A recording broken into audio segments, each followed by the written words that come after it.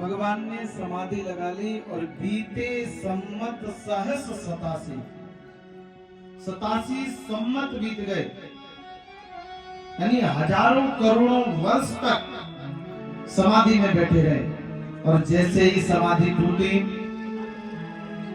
तो भगवान का ही नाम लेते हुए उठे।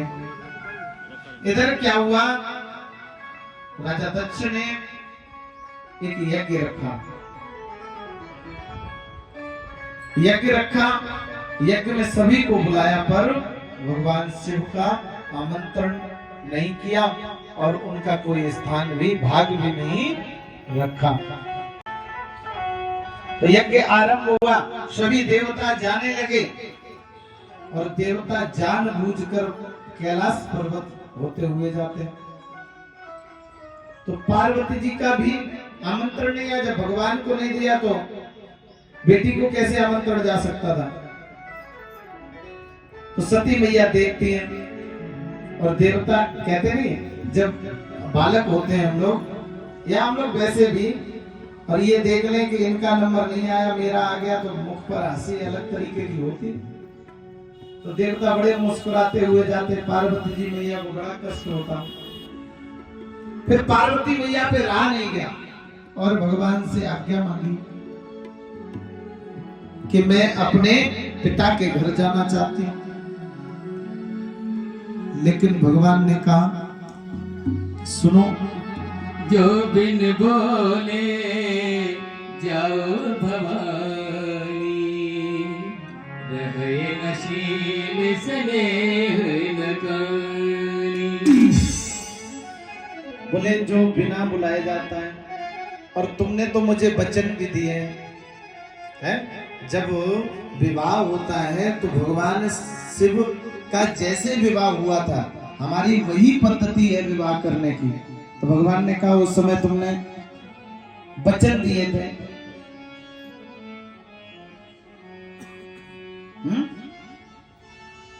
बोले बिना बुलाए अपने पिता के घर नहीं जाना चाहिए। जो बिन बुलाए जाता है उसका अपमान होता है सती। लेकिन मायके की एक लौ, एक लगन, क्योंकि एक आधा जीवन मायके में व्यतीत होता और जन्मदाता वही माँ बाप होते, तो एक ये रहता है लगाव। तो भगवती ने बार बार निवेदन किया, भगवान समझ गए कि जो मेरा संकल्प था अब आज उसी तरफ बढ़ रहे हैं। तो भगवान ने ज्यादा रोका नहीं। भगवान ने, ठीक है जाओ, सावधानी से जाना, सावधानी से रहना। इधर पार्वती मैया नंदी जी के साथ राजा दक्ष के यज्ञ में पहुंची, अपने पिता के यज्ञ में पहुंची और उन्होंने देखा जो बहनें थी वो उनसे बोली नहीं।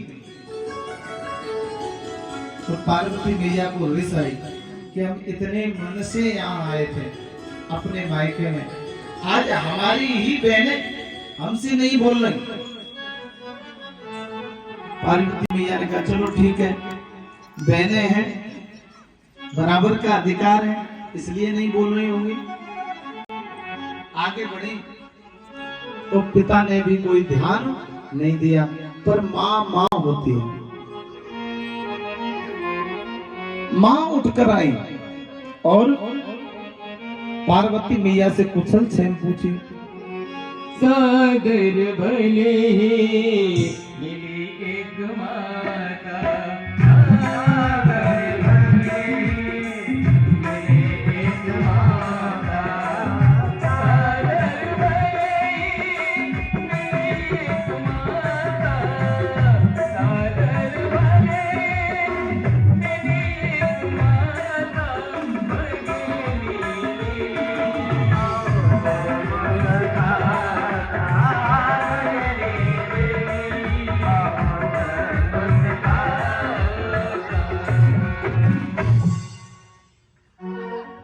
मैया ने कुशल क्षेम पूछी तो पार्वती जी को थोड़ा सा हर्ष हुआ, चलो कोई नहीं बोल रहा, मेरी माँ तो बोली।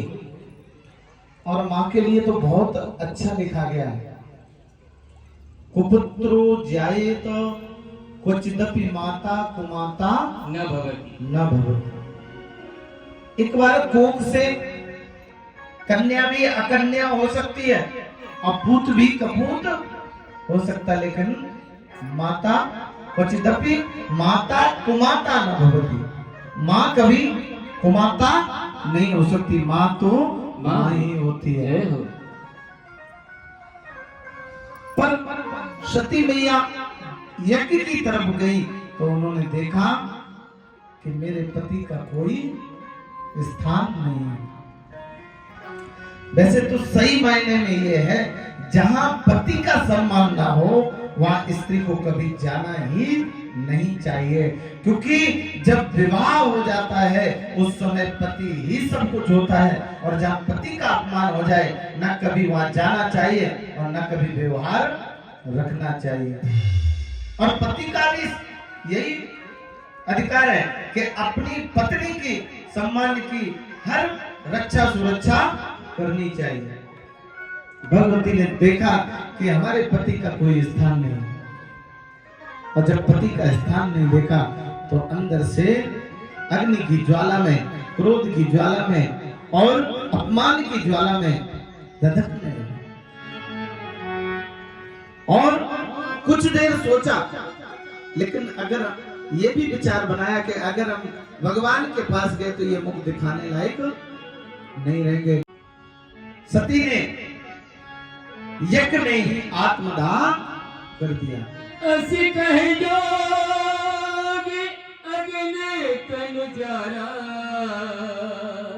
भयउ सकल मख हाहाकार। और जैसे ही सती ने यज्ञ में अपनी आहुति दी, चारों तरफ हाहाकार मच गया। नंदी जी तुरंत वापस लौटे और भगवान को समाचार सुना दिया। और जैसे ही समाचार सुनाया, भगवान को क्रोध आ गया और एक अपने सर की केवल जटा मात्र पटकने से वीरभद्र का अवतरण हुआ और भद्रकाली का अवतरण हुआ। दोनों सम्मुख आ गए और भगवान से आज्ञा मांगी। भगवान ने कहा, दक्ष का सब कुछ नष्ट कर दो। दोनों ही राजा दक्ष के यहाँ गए यज्ञ में और यज्ञ का विनाश कर दिया। जो ऋषिगण थे प्रभु की दाढ़ी नोच ली, भग नाम के देवता के दांत उखाड़ लिए, यानी कि जो वहां देवता पधारे थे। अच्छा, जो होशियार होता है वो पहले ही, तो जो होशियार देवता थे, इंद्र थे, हैं, ब्रह्मा जी थे, भगवान स्वयं नारायण थे, तो ये लोग अपने अपने स्थान चले गए। लेकिन जो वहां हट पकड़ के उस यज्ञ को कराना चाहते हैं, उनको सबको अंग भंग कर दिया और दक्ष का भी सर कलम कर दिया।